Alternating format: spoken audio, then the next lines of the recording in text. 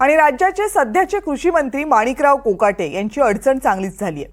त्यांना नाशिक कनिष्ठ न्यायालयानं ठोठावलेल्या शिक्षेवरून शरद पवार गटाचे प्रदेशाध्यक्ष जयंत पाटील यांनी व्यक्त केलेला संशय सध्या राजकीय वर्तुळात चर्चेचा विषय ठरतोय। माणिकराव कोकाटे मंत्री झाल्यावरच ती केस वर येणं आणि माणिकरावांच्या विरोधात निकाल लागणं आणि त्यांना आता मंत्रिपद सोडण्याच्या जवळ आणणं हे सगळं कुणीतरी रचतंय अशी शंका जयंत पाटील यांनी व्यक्त केली आहे।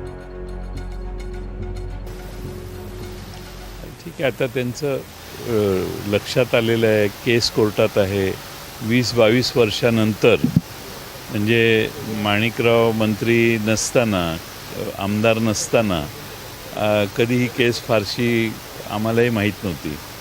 माणिकराव मंत्री झाल्यावरच बरोबर ती केसवर येणं आणि माणिकरावांच्या विरोधात निकाल जाणं आणि त्यांना आता मंत्रिपद सोडण्याची पाळी आणायच्या जवळ आणणं हे सगळं कुणीतरी रचतंय, करतंय अशी शंका लोकांना वाटायला लागलेली आहे। झाली आहे ती चूकच झाली आहे, त्याचं आम्ही समर्थन करत नाही। पण 20-22 वर्षानंतर केसचा निकाल सत्तेत बसल्यावर लागतोय याचं पत्रकारांनी जरा संशोधन केलं पाहिजे की हे आपोआप निकाल लागत आहेत का कुणीतरी गोळा करून ते निकाल आणण्याची व्यवस्था करते।